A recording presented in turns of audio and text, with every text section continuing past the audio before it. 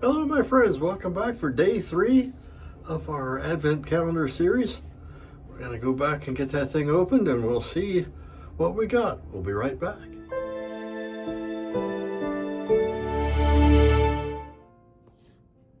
Well, here we are with day 3. I thought I'd recorded the opening of this cell, but apparently it didn't take. But cell 3 was Forbidden Planet. And let's read and here's the aftershave. Let's read the scent notes. The scent profile for Frosted Planet is nutmeg, peppercorns, cream, cardamom, ginger, tonka, chestnut, and wood. It says the story part here. I used to clock in at a bakery before sunrise when the air was thick with spice and sugar. Frosted Planet takes me right back there. Warm ovens, leaning against cold windows. I don't know what that has to do with the bakery, but leaning against cold windows, ginger and nutmeg dusting the baker's table like snow.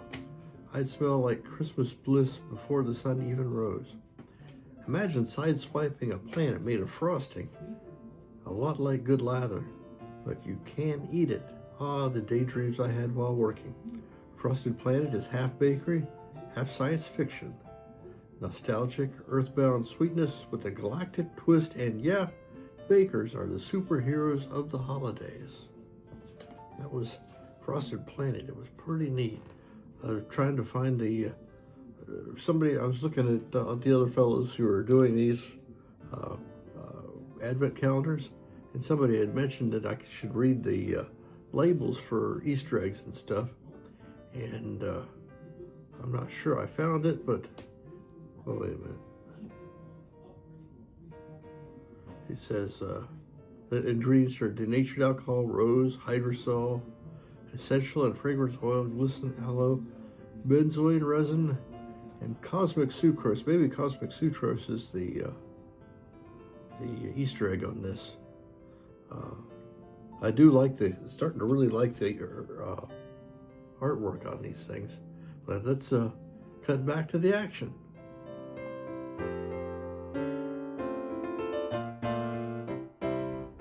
Okay, we have got Frosted Planet.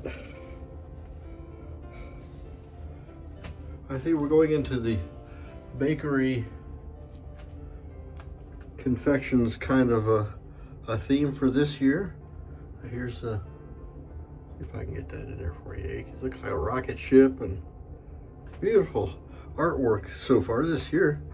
I don't have a huge amount of experience with PAA, but I can see I'm going to enjoy the artwork and stuff on his these soaps. So let's get a bunch of this out here. I remember we used to call this a snurtle. I don't know where that word came from, but I guess it's a good word as any for these little guys.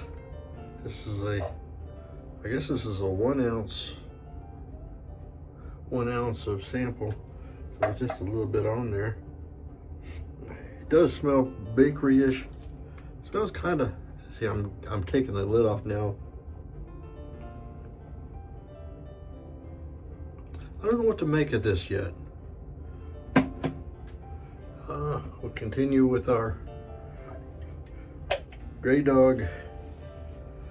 Call it a Grey Dog synthetic because it's my friend Grey Dog who made this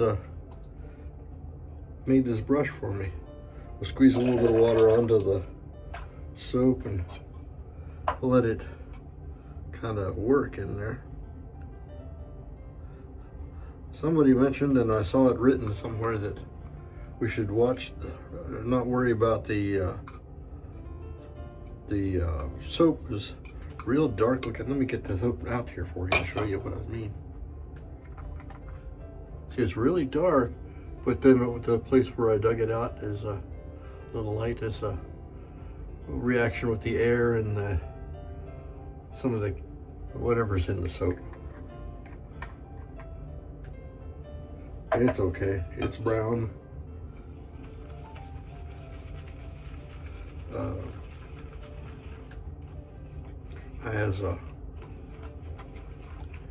The cat was here, safety cat, but it's so darn cold outside that I didn't open the window, and she came to jump up there, hit the window and bounced off, and she ran off. She's all embarrassed, so we probably won't see safety cat for a little bit. She's gonna avoid me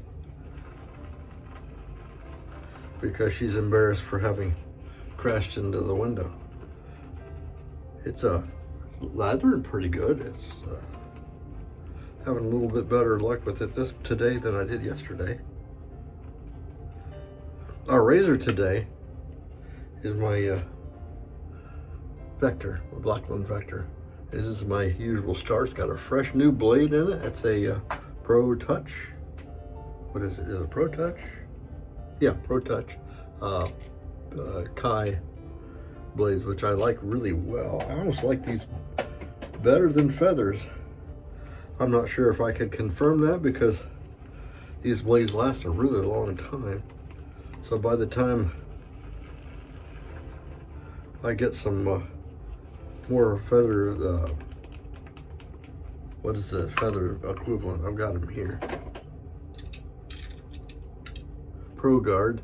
This is an empty container, but by the time I get some Pro Guards back in and run out of this container, I'll have forgotten how they feel in this razor. Vector's a good thing though. Boy, look at that. That's really got a little bit more body. I think I was off on the water balance yesterday. We're a little better today.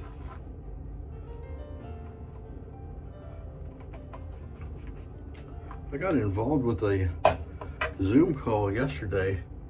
We were talking, it's like a round table. We were talking about soap manufacturers and especially the artisan small shop soap manufacturers. And there's been a rash of these guys kind of closing up shop. And we had a nice discussion about that. You'll find that on Barber Dave's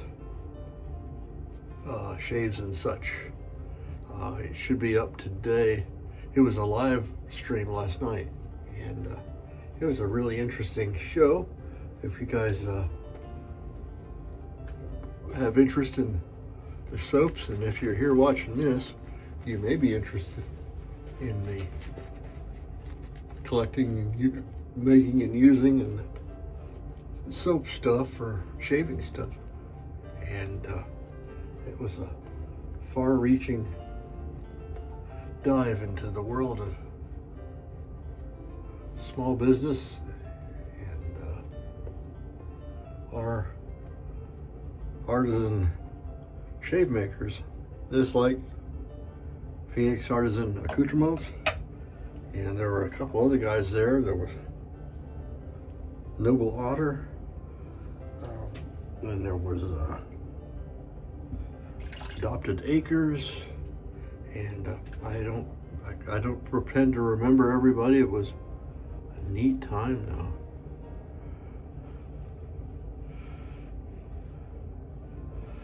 This is a little bit more subtle fragrance than the last two. Last two have been a complete punch in the nose kind of fragrance. Today's a little bit more subtle. And the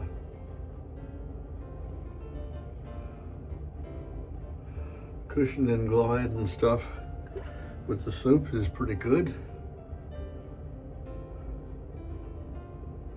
I don't have much in the way of whiskers left because did 2 passes yesterday, and this is a very efficient razor, so it's going to take everything right down to skin level.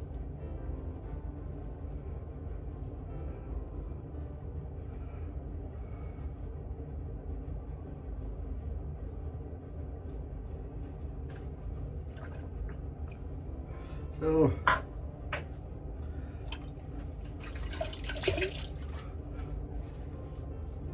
it rinses off. If I have any bag against this soaps, is that when I put a little water on my face, which I might do if I wanted to do like a cleanup pass and not put more soap on, put a little soap on, water on to get some slickness to redo it. When I do that, the slickness goes away. Now a couple things that could be that, it could be the soap, of course. It could also be that I'm riding the lightning as far as the water to soap ratio, and that I'm a little bit on the thin side as far as product to lather. I don't know one way or the other because, like I said, I don't have a huge amount of experience with Phoenix Artisan's soaps. I think we're going to be 12 days more experienced by the time this is done. I do like the fragrances, and the base seems to be perfectly adequate.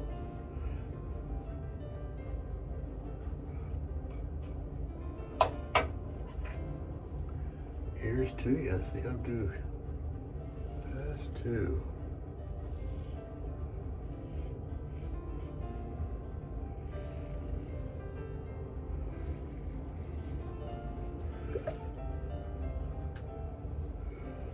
Let's see if how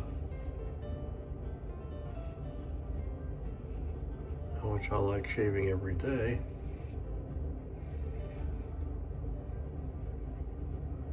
I gotta tell you that every other day, which is what I've been doing for years now, because I'm a retired guy and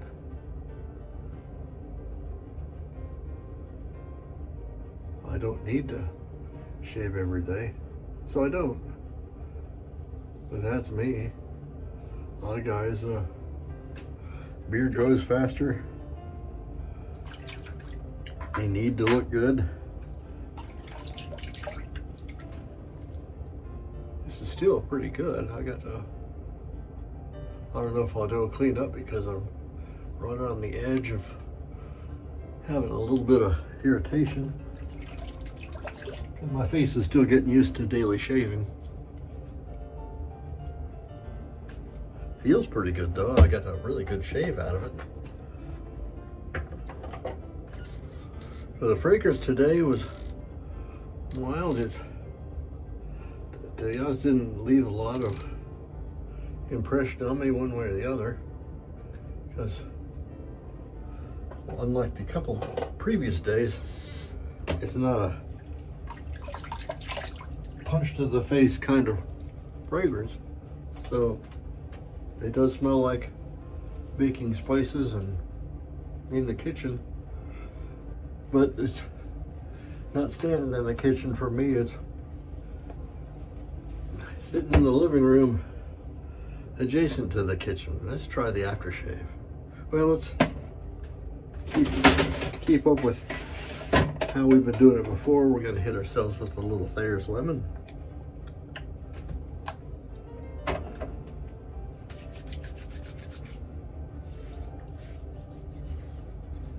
And then we'll go with the aftershave. I can give myself a good hit of this stuff this time.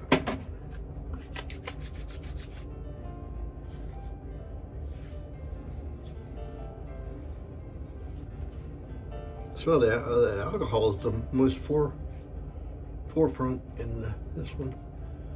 And I'll admit that my nose isn't as acute as some of the other fellas. It's very nice.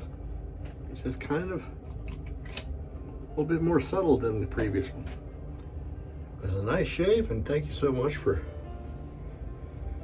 coming to visit for day 3. I hope you come for the rest of the series. We have, with day 3, we're about a quarter of the way in. I'm Major Rich. You find me at shavingcutter.com. You might be finding me on my YouTube channel, Safety Cat Studios. If you made it this far, thanks so much for watching. Please leave a like, subscribe if you're so inclined, and we'll see you next time. Bye-bye.